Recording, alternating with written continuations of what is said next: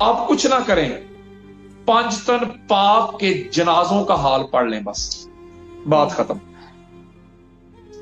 آپ کو سمجھ آ جائے گی کہ حالات کیسے تھے۔ میں تو جملہ کہتا ہوں کہ جس کا جتنا بس چلا ہے نا، اس نے ظلم کیا اہل بیت، جتنا جو کر سکتا تھا اس نے ظلم کیا اہل بیت تھا۔ کوئی ایک میرے مصطفیٰ کا شہزادہ بتائے جس کا طبی وصال ہوا، یا اگر کسی کو شہید بھی کیا تو یا کسی کافر نے کیا، یا کسی یہودی نے کیا، کسی عیسائی نے کیا۔ پہلے سے شروع ہو جائیں۔ مولا علی علیہ السلام حالت نماز میں شہید کرنے والا کون تھا؟ مسلمان۔ امام حسن علیہ السلام کو زہر دینے والا کون تھا؟ مسلمان۔ امام حسین علیہ السلام کو پورے خاندان سمیت کربلا کے ریگزار میں پیاسا شہید کرنے والے کون تھے؟ کلمہ پڑھنے والے۔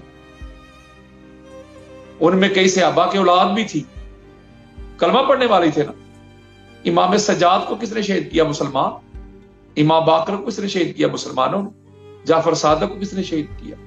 موسیٰ کاظم، علی رضا، محمد تقی، علی نقی، حسن عسکری علیہم السلام، چن چن کر میرے مصطفیٰ کے شہزادوں کو شہید کیا گیا۔ کنہوں نے کیا؟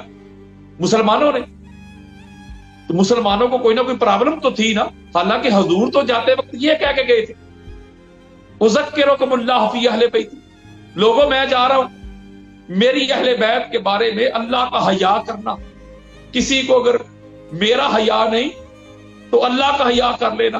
میری اہل بیت کے بارے میں تمہیں اللہ کا خوف دلاتا ہوں، میری فاطمہ کا خیال رکھنا، میرے علی کا خیال رکھنا۔ دیکھو میں حسنین کریمین کو اپنے کندھوں پہ اٹھائے پھرتا ہوں، تم کو دکھاتا ہوں کہ ان کا مقام محمد کے کندھوں کے اوپر ہے۔ تو یہ اجر رسالت دیا امت نے، اسی حسین کے جسم پہ گھوڑے دوڑا دیے۔ یہ اجر رسالت دیا کہ جس بیٹیوں کے لیے سورج چھپ جاتا تھا، ملک الموت دروازے پہ کھڑا رہتا تھا، انہی محمد کی بیٹیوں کے ہاتھ باندھ کے انہوں نے شام کے بازاروں میں گھمایا۔ یہ اجر رسالت دیا۔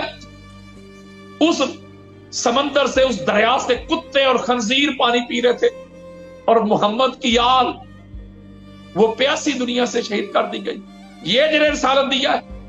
کبھی غور تو کرے، کبھی سوچے تو صحیح، یہ جتنے ظلم ہوئے ہیں میرے مصطفیٰ کے شہزادوں کو، میرے مصطفیٰ کی شہزادیوں کو، جس طرح انہوں نے رلایا ہے، جس طرح انہوں نے گھمایا ہے، 6 ماہ کے علی اصغر کو ہاتھوں پہ قربان کر دیا، پیاسا۔ انہوں نے اتنا ظلم کیا، انہوں نے اتنا ظلم کیا، اللہ کی عزت کی قسم ہسٹری میں اس کی مثال نہیں ملتی۔ دنیا کی کوئی جنگ کھول کے دیکھ لیں۔ امام سجاد فرمایا کرتے تھے، امام باقر علیہ السلام فرمایا کرتے تھے، جتنا ظلم ہم پر قرآن میں ہماری مودت کے فرض ہونے کے بعد ہوا ہے، اگر فرض نہ ہوتی تو یہ لوگ کیا کرتے؟ علی علیہ السلام کے خلاف سارے اپنے بیگانے تلواریں لے کے نکل آئے تھے۔ علی علیہ السلام کا جرم کیا تھا؟ معاذ اللہ، یہ جرم تھا کہ تم کو جہالت سے نکالا علی نے، تم کو توحید کا تصور دیا علی نے، یہ جرم تھا۔ تمہاری بیٹیوں کو شیلٹر فراہم کیا ہے، عزت فراہم کی ہے، عورت جو پاؤں کا جوتی سمجھی جاتی تھی اس کو یہ مقام دے دیا، یہ جرم ہے۔ تمہیں سنوارا ہے، تمہیں نکھارا ہے، تمہیں انسان بنایا، یہ جرم تھا ان کا۔ تمہارے اخلاق کو سنوارا، کردار کو سنوارا، تمہاری مدد کی، تمہیں علم دیا، فہم دیا، ادراک دیا، شعور دیا، قرآن سمجھایا، نمازیں سمجھائی، دین سمجھایا، دین بچایا، یہ جرم تھا علی المرتضیٰ کا۔ ہر ایک خلیفہ کی مدد کی، یہ جرم تھا۔ ہر مسلمان کو شیلٹر فراہم کیا، یہ جرم تھا۔ حضور کے دین کی اصلی توجیہ کی، یہ جرم تھا۔ اصلی تطبیق کی، یہ جرم تھا۔ اللہ کے قرآن کو جمع کیا، یہ جرم تھا۔ حضور علیہ السلام کے دین کی شرح کی، یہ جرم تھا۔ مجھے کوئی جرم تو بتائے اہل بیت اطہار کا۔ اپنا حق ہوتے ہوئے بھی مولا علی علیہ السلام نے خلافت چھوڑ دی، یہ جرم تھا۔ اپنا حق ہوتے ہوئے مال چھوڑ دیا، یہ جرم تھا۔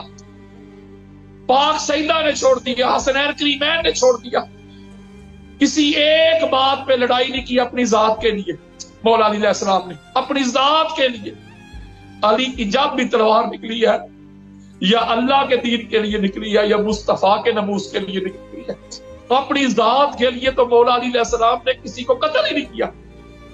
جو کردار کشی کرتے تھے، جو مخالفتیں کرتے تھے، 70,000 ممبروں پہ میرے مولا کو سب و شتم کیا جاتا تھا.